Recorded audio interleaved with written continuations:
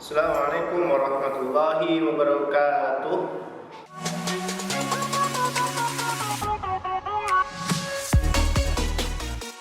Alhamdulillah anak-anak kelas 8 kembali lagi bersama saya Ustadz Angga dalam mata pelajaran ilmu pengetahuan sosial. Nah, bagaimana kabarnya? Nah, saya harap kalian tetap sehat, tetap semangat selalu belajar, imannya ataupun ibadahnya jangan sampai dilupakan. Nah, di sini Ustadz Angga akan melanjutkan mata pelajaran ilmu pengetahuan sosial untuk kelas 8, yang mana kemarin kita sudah membahas tentang pelaku ekonomi, masyarakat sebagai pelaku ekonomi, kemudian perusahaan sebagai pelaku ekonomi, dan lain-lain. Untuk hari ini kita nanti akan membahas tentang koperasi sebagai pelaku ekonomi dan negara sebagai pelaku ekonomi. Nah, sebelum kita melanjutkan ke materi, mari kita mulai dengan bacaan Bismillah bersama-sama. Bismillahirrahmanirrahim. Koperasi masuk ke Indonesia ataupun dikenalkan dalam konsep yang ada di Indonesia itu pada tahun 1896 ataupun di Purwokerto, Jawa Tengah. Nah, di situ maksud dari Bapak Arya Priyatmaja itu untuk banyak rentenir di sana agar warga lokal ataupun warga sekitar yang ada di situ, masyarakat di situ itu tidak terjerat dengan rentenir atau hutang piutang bersama rentenir. Nah, makanya di situ terbitlah ataupun ada gagasan bahwa harus ada koperasi pada saat itu. Didirikanlah koperasi dengan sistem kredit pada saat itu. Nah, pada saat itu pula kemudian konsep koperasi itu dicontoh Budi Utomo dan pada Syarikat Dagang Islam.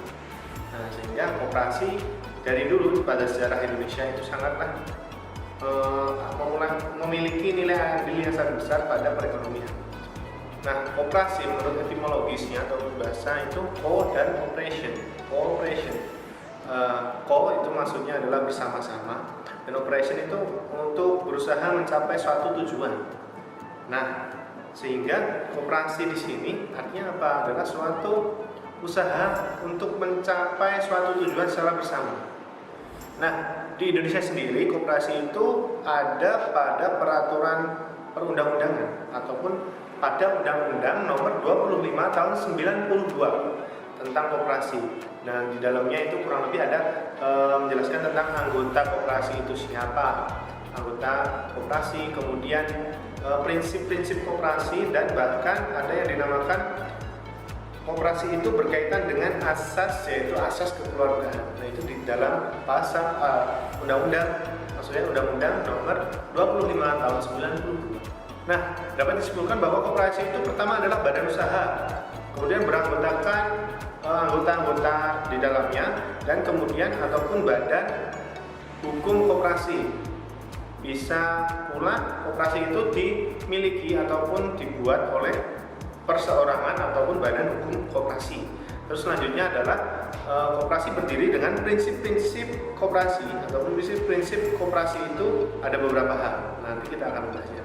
Ataupun yang terakhir dapat disimpulkan bahwa koperasi itu adalah menjunjung tinggi nilai-nilai dari asas kekeluargaan. Kemudian kita masuk ke landasan pada koperasi. Nanti kita akan membahas landasan, asas, dan tujuan koperasi. Nah, di sini di koperasi itu memiliki beberapa landasan. Pertama, landasan ideal, landasan struktural, dan landasan mental. Untuk landasan idealnya itu merupakan landasan ideal koperasi adalah Pancasila. Jadi berdasar pada Pancasila, itu landasan ideal atau ideal. Nah, untuk landasan struktural itu sesuai pasal dalam Undang-Undang Dasar 1945 pasal 33. Nah, kemudian untuk landasan mental koperasi itu adalah kekerabatan ataupun setia kawanan. Itu bisa dikatakan landasan ideal, landasan struktural, dan landasan mental dalam koperasi. Nah, kemudian asas dari koperasi. Asas koperasi apa? Asas koperasi adalah asas kekeluargaan dan gotong royong. Nah, jadi di dalam koperasi di sini ada maksud bahwa kesadaran seseorang ataupun masyarakat itu sangat penting. Kerjasama seseorang ataupun masyarakat sangat penting dalam koperasi. Karena koperasi itu berdiri karena berawal dari masyarakat, ya bisa dipahami ya. Jadi berawal dari masyarakat, kemudian membuat suatu badan usaha, dan itu akan kembali ke mereka sendiri juga, seperti itu. Maka asas dari koperasi adalah asas kekeluargaan, dan asasnya kekeluargaan dan gotong royong. Kemudian tujuan dari koperasi seperti hal-hal yang lain ataupun badan-badan usaha yang lain, bahwa koperasi itu bertujuan untuk mensejahterakan masyarakat. Nah, kemudian memakmurkan masyarakat secara umum juga. Jadi kesejahteraan dan kemakmuran itu adalah salah satu tujuan dari adanya koperasi. Nah, dalam koperasi memiliki beberapa prinsip. Pertama adalah keanggotaannya berdasarkan kesadaran dan kesukarelaan. Jadi tidak ada paksaan ataupun hal yang harus ikut.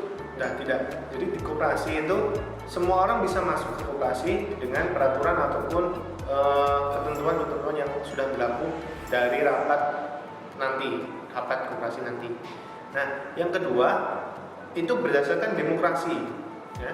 Jadi di setiap koperasi itu ada namanya rapat-rapat, dan itu rapat tahunan untuk menentukan bagaimana sisa hasil usaha dan lain-lain. Nah, yang ketiga adalah sisa hasil usaha atau SHU itu dibagikan sesuai dengan jasa anggota.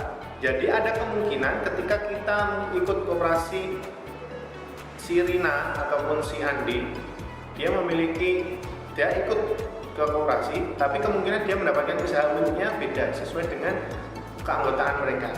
Itu bisa dikatakan seperti itu. Nah, kemudian pemberian barang jasa terbatas terhadap modal. Terus yang terakhir adalah kemandirian. Jadi koperasi ini sifatnya kemandirian untuk seseorang, individu ataupun masyarakat satu dengan yang lain. Tadi kita sudah membahas tentang koperasi, yang terakhir tadi jenis-jenis koperasi. Kemudian kita akan membahas tentang negara sebagai pelaku ekonomi. Nah, di sini negara sebagai pelaku ekonomi maksudnya apa? Negara itu juga melakukan suatu kegiatan ekonomi sebagai produsen, konsumen, dan distributor. Nah, pertama adalah negara sebagai konsumen. Negara konsumen itu adalah negara itu melakukan suatu tindakan konsumsi. Nah, contohnya adalah belanja rutin. Kemudian selain belanja rutin adalah belanja pembangunan. Jadi negara itu ada belanja rutin, biasanya APBN itu kan udah ada anggarannya. Nah, itu dibelanjakan ataupun dialokasikan ke sektor-sektor pemerintahan. Bisa ke daerah yang lebih kecil dan lain-lain.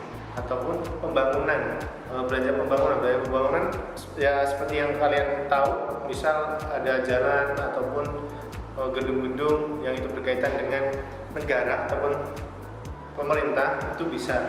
Nah, selanjutnya adalah negara sebagai produsen. Negara sebagai produsen maksudnya apa?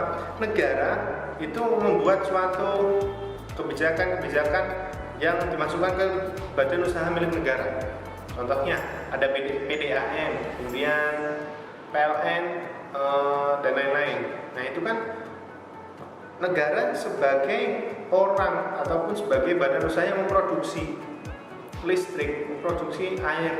Nah, itu bisa dikatakan bahwa negara itu adalah negara produsen. Terus yang selanjutnya adalah negara sebagai distributor. Nah, itu distributor ini penyalur. Jadi negara sebagai penyalur hal-hal ataupun yang berkaitan dengan yang dibutuhkan oleh masyarakat. Contohnya Bulog. Nah, Bulog di sini kan kalian kalau tahu badan usaha logistik itu kan.